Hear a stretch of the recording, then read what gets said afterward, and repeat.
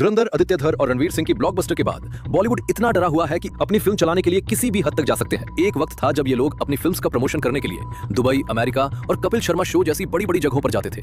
और अब देखो, फिल्म में तो आईएसआई पाकिस्तान प्रेम दिखाएंगे, लेकिन फिल्म हिट कराने के लिए कश्मीरी पंडित के पास तक जा रहे हैं, जबकि इन्होंने ही द कश्मीर फाइल्स को प्रोपेगेंडा फिल्म बोला था। ये लोग इतने डरे हुए हैं कि इनकी फिल्म नहीं चलेगी। और सही बात है, अब इनकी नौटंकी वाली फिल्मों को कोई नहीं देखने वाला। बॉलीवुड वाले हमेशा से हिंदू संस्कृति को दबाते रहे हैं, लेकिन एक बात तो माननी पड़ेगी, 2014 के बाद से इन बॉलीवुड वालों का जो प्रोपेगेंडा था वो फेल होने लगा और जो फिल्म्स चलनी चाहिए थी वो चलने लगी।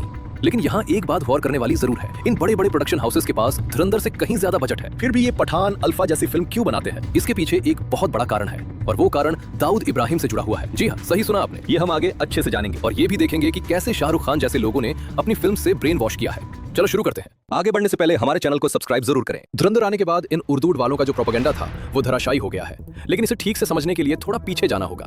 ये समझना होगा कि इन लोगों ने बॉलीवुड को उर्दू वुड कैसे बनाया और अब ये इतना तिलमिला क्यों रहे हैं। जिन एक्ट्रेसेस को आपने पुराने बॉलीवुड में देखा और जिन पर आप फिदा हुए, मधुबाला, नरगिस, मीना कुमारी, इनके असली नाम क्या थे? मधुबाला का असली नाम था मुमताज जहान बेगम देहलवी। नरगिस पैदा हुई थी फातिमा रशीद के नाम से। मीना कुमारी का असली नाम था महजबीन बानो।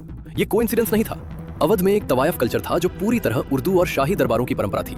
जब ये कल्चर डिक्लाइन हुआ तो यही तवाइफ्स अपनी आर्ट लेकर फिल्म्स की तरफ मूव कर गईं। जद्दन बाई, जो नरगिस की माँ थी, उसी कल्चर से आई थी और उन्होंने यही रास्ता चुना। यहाँ एक इंटरेस्टिंग कॉन्ट्रडिक्शन है। इस्लाम में म्यूजिक हराम माना जाता है, इस पर फतवे आते रहे हैं, लेकिन यही लोग एक ऐसी इंडस्ट्री पर काबिज होते गए जो पूरी तरह म्यूजिक और डांस पर टिकी है। ये सिर्फ तवाइफ कल्चर की बात नहीं थी। उस दौर में कम्युनिस्ट पार्टी और मुस्लिम लीग का एक अलायंस था और IPTA, Indian peoples theatre association, जो कम्युनिस्ट पार्टी की कल्चरल विंग थी, वो फिल्म्स में घुस गई। इन दोनों रास्तों से एक सिस्टमैटिक तरीके से बॉम्बे फिल्म इंडस्ट्री में एंट्री होती गई और धीरे धीरे एक पूरी सप्लाई चेन बन गई, जिसमें राइटर्स थे, लिरिक्सर्स थे, डायरेक्टर्स थे और प्रोड्यूसर्स थे। और जो हिंदू डायरेक्टर्स और प्रोड्यूसर्स थे उन्हें भी इस नेटवर्क में कोऑप्ट कर लिया गया। नैरेटिव भी सेट होने लगा। जो अच्छे किरदार होते थे वो मुस्लिम दिखाए जाते थे, जो कपटी और लालची होते थे ब्राह्मण या बनिया दिखाए जाते थे। जोधा अकबर में अकबर को महान बताया गया। मदर इंडिया में हिंदू कल्चर को जिस तरह पोर्ट्रेट किया गया वो डेलिब्रेट था और ये सब इंस्टीट्यूशनल सपोर्ट के साथ हुआ। नेहरू ने संगीत नाटक अकेडमी बनाई और उसमें आईपीटीए के वही मेंबर्स भर दिए गए। पहले 4 एजुकेशन मिनिस्टर्स में से 3 मुस्लिम थे। हिस्ट्री कौन लिखेगा ये भी तय कर दिया गया। आरसी मजूमदार और जादूनाथ सरकार जैसे सच्चे हिस्टोरियंस को साइड में कर दिया गया और रिविजनिस्ट हिस्टोरियंस को आगे लाया गया। डिस्ट्रीब्यूशन और प्रिंट्स इन्हीं फैमिलीज के कंट्रोल में थे। थिएटर्स इनके नेटवर्क से चलते थे। एक आम टैलेंटेड फिल्म मेकर इस सिस्टम के खिलाफ जा ही नहीं सकता था। लेकिन 2014 के बाद कुछ बदलने लगा। लोगों ने पहली बार पूछना शुरू किया कि हिस्ट्री में सच्चाई क्या है। ओटीटी आया और डिस्ट्रीब्यूशन का वो स्ट्रैंगल होल्ड टूटने लगा। डिजिटल बूम ने नए प्लेयर्स के लिए दरवाजे खोले और जनता को पहली बार ऑल्टरनेटिव कंटेंट मिला। और फिर आई धुरंधर। पहली बार किसी मेन स्ट्रीम फिल्म ने बिना किसी पॉलिटिकल करेक्टनेस के सच दिखाया। टेररिस्ट मुस्लिम है तो मुस्लिम दिखाया। कोई सॉफ्ट पैडलिंग नहीं, कोई नेम चेंज नहीं। जनता ने उसे इस कदर एक्सेप्ट किया कि पाकिस्तान और गल्फ कंट्रीज में बैन होने के बावजूद सिर्फ इंडियन ऑडियंस के दम पर 3000 करोड़ से ज्यादा कमाए। ये एक प्रूफ था कि तुम्हें किसी को खुश करने की जरूरत नहीं, बस एक ऑनेस्ट फिल्म बनाओ। छवा देखो, AR रहमान ने म्यूजिक दिया, लेकिन जनता ने नोटिस किया कि मराठा एम्पायर की फिल्म में सूफी साउंड क्यों है। ये जागरूकता पहले नहीं थी। डंकी में इल्लीगल इमिग्रेशन को रोमांटिसाइज किया, उतनी नहीं चली। 70 साल का वो नैरेटिव कंट्रोल अब टूट रहा है और बॉलीवुड की उन फैमिलीज को जो इस सिस्टम को चलाती आई है उन्हें ये सबसे ज्यादा डरा रहा है। और इसी कड़ी में तीनों खान्स का रोल देखो। शाहरुख खान की चक दे इंडिया लो। मेन कैरेक्टर का नाम क्यों कबीर खान रखा गया और फिर उसे बाद में देशभक्त दिखा दिया? पहले वो गद्दार होता है, फिर उसको देशभक्त दिखाया जाता है। यहाँ पे एक हिंदू कैरेक्टर भी हो सकता था, लेकिन नहीं, फिर इनका प्रोपेगेंडा फेल हो जाता ना। ये मैसेज ऑर्गेनिक नहीं था, ये प्लांटेड था। फिर आई आमिर खान की पीके, जिसमें भर भर के हिंदू गॉड्स की बुराई की गई, टेंपल्स को फ्रॉड दिखाया गया, हिंदू रिलीजियस प्रैक्टिसेस का मजाक उड़ाया गया। लेकिन क्या उसी फिल्म में किसी और रिलीजन पर इतना ही कटाक्ष था? जवाब है नहीं। माय नेम इज खान में शाहरुख खान ने एक ही प्रोपेगेंडा चलाया, मुस्लिम अच्छे, हिंदू बेकार। पूरी फिल्म एक ही थीसिस पर टिकी थी और YRF यूनिवर्स ने तो खान्स के साथ मिलकर कमाल ही कर दिया। वॉर में पाकिस्तान के PM को बचाना था, ऑपरेशन में एनिमी को ह्यूमनाइज करना था। लाल सिंह चड्ढा में टेररिस्ट की सॉफ्ट साइड दिखाई गई, जैसे आतंकवादी भी बेचारे होते हैं। ये सब अलग अलग फिल्म्स नहीं थी, ये एक सिस्टमैटिक नैरेटिव था जो दशकों से चल रहा था। एक तरफ हिंदू कल्चर और हिंदू कैरेक्टर्स को नेगेटिव दिखाओ और दूसरी तरफ मुस्लिम कैरेक्टर्स को हमेशा विक्टिम या हीरो बनाओ। और जब धुरंधर ने ये सब उलट दिया तो इन्हें सबसे ज्यादा तकलीफ हुई। एक वक्त था जब ये बॉलीवुड वाले यूट्यूब को कुछ नहीं समझते थे। इन्हें लगता था कि यूट्यूब छोटे क्रिएटर्स के लिए है, हम तो बड़े लोग हैं। और अब देखो, अपनी फिल्म हिट कराने के लिए इन्हें समय रैना के शो पर आना पड़ रहा है। दूसरी तरफ धुरंधर को देखो, कोई बड़ा प्रमोशन नहीं, कोई यूट्यूब शो नहीं, कोई दुबई या लंदन का ग्रैंड इवेंट नहीं, बस एक अच्छी फिल्म बनाई और वो चल गई। पता है क्यों चली? क्योंकि इस फिल्म में जो लोग काम कर रहे थे वो सच में टैलेंटेड थे, डिजर्विंग थे। उन्होंने अपनी जगह खुद बनाई थी। लेकिन बॉलीवुड माफिया ने हमेशा नेपोटिज्म को प्रमोट किया और ये नेपोटिज्म इतना गहरा है कि बॉलीवुड के कुछ चुनिंदा लोग इसे अपनी बपौती समझते हैं, जैसे ये इंडस्ट्री इनके बाप की है और बाकी सब यहाँ इनकी मर्जी से है। आइए देखते हैं ये नेपोटिज्म किस हद तक है।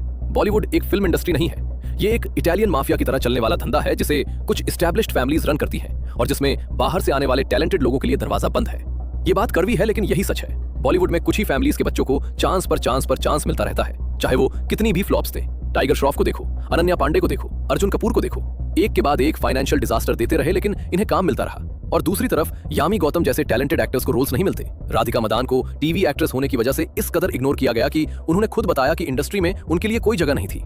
और सुशांत सिंह राजपूत का केस तो हम सबको पता है। धन प्रोडक्शन को देखो, जिसे नेपोटिज्म का लॉन्च पैड कहा जाता है। आलिया भट्ट, वरुण धवन, जानवी कपूर, ईशान खट्टर, अनन्या पांडे, तारा सुतारिया, इब्राहिम अली खान एक के बाद एक नेपो किड्स को लॉन्च करते रहे।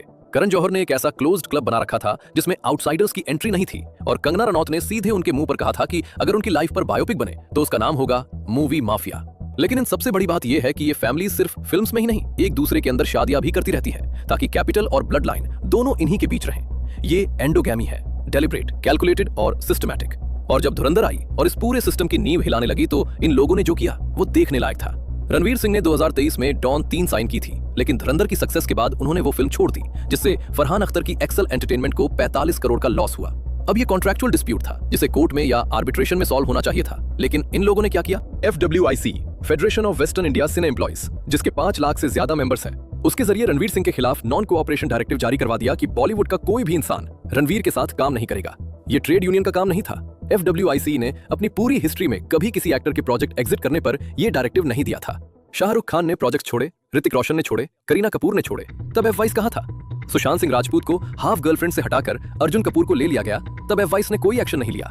लेकिन जब रणवीर सिंह ने, जो इस नेपोटिज्म सिस्टम का हिस्सा नहीं है, एक फिल्म छोड़ी तो पूरा सिस्टम उनके खिलाफ खड़ा हो गया। ये डर्टी पॉलिटिक्स है। लेकिन कहानी यहाँ खत्म नहीं होती। रणवीर की टीम ने FWIC को लीगल नोटिस भेजा और कुछ ही दिनों में FWIC ने वो डायरेक्टिव चुपचाप वापस ले लिया। ये वही सिस्टम था जो सालों से आउटसाइडर्स को दबाता आया था और पहली बार उसे झुकना पड़ा। धर्मा प्रोडक्शंस को अपना 50% स्टेक आदर पूनावाला को 1000 करोड़ में बेचना पड़ा अपनी दुकान बचाने के लिए। और रणवीर सिंह आज बॉलीवुड के टॉप 3 स्टार्स में है। टैलेंट ने सिस्टम को हरा दिया। और इसी बीच आलिया भट्ट की अल्फा आ रही है और सबको पहले से पता है कि ये फिल्म कैसी होगी। बस एक सवाल है कि यशराज जैसे प्रोडक्शन हाउसेज, जिनके पास इतना पैसा है, इतने रिसोर्सेज हैं, इतने बड़े स्टार्स हैं, वो अच्छी फिल्म क्यों नहीं बनाते? ये कैपेबिलिटी की कमी नहीं है, ये एक कॉन्शियस चॉइस है और इस चॉइस की जड़ें बहुत गहरी है। इतनी गहरी कि बात शुरू होती है दाऊद इब्राहिम से। हाँ, सुनने में अटपटा लगेगा लेकिन यही सच है। इसको समझने के लिए दाऊद इब्राहिम का इतिहास जानना होगा। यूपी के गैंगस्टर्स जैसे शिव प्रकाश शुक्ला जैसे ब्रूटल लोग थे, पंजाब हरियाणा के गैंगस्टर्स थे, ये सब दाऊद से कम नहीं थे हिंसा में। तो फिर दाऊद इन सबसे ऊपर कैसे निकल गया? इसलिए कि दाऊद सिर्फ गैंगस्टर नहीं था, वो एक बिजनेसमैन था जिसके हाथ में गन थी। मुंबई में उसके पास हजारों करोड़ का ब्लैक मनी था और उसे वाइट करने का रास्ता चाहिए था। उसने जो तरीका निकाला वो बेहद सिंपल लेकिन जीनियस था। उसने बॉलीवुड के प्रोड्यूसर्स को फंड करना शुरू किया। फिल्म चले या ना चले, हिट हो या फ्लॉप, उसे कोई फर्क नहीं पड़ता था क्योंकि उसका असली खेल ओवरसीज राइट्स में था। वो फिल्म के ओवरसीज राइट्स फ्री में ले लेता था। दुबई और मिडिल ईस्ट में अपनी शेल कंपनीज के जरिए उन्हें थिएटर्स में चलाता था और वहां से जो पैसा आता था वो सीधे व्हाइट मनी हो जाता था।